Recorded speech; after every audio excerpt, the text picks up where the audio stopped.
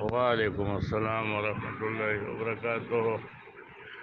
دا ماشوم له نوم ایښودل د اولې ورځ باندې راغلی دی چې کومه ورځ باندې وشي نو ته له نوم کېږدې چې د دې دا نوم شي، او په اوومه ورځ باندې چې کومه ورځ باندې د ماشوم دپاره عقیقه کېږي نو په دغه ورځ هم کېښودلی شي. نو د نوم د ایښودلو د مخکې والی یا وروستې والی په دې کې څه دغه نه دی راغلی، بلکې جایز دی د اولې ورځې نه تر کومې ورځې پورې چې ته پرې کېښودل غواړې په ماشوم دې هم کېښودلی شي، په دې کې څه نقصان نشته دی.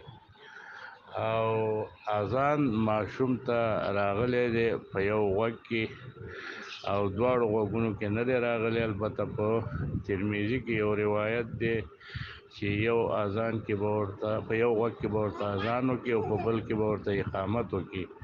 اگر چې دغه روایت د ترمذي کمزوری دی خو دغسې راغلی ده، نو که وشي اذان او اقامت ورته څه بد نه دی، او که ځان د اکتفا په اذان وشي نو دا هم کافي ده انشاءالله.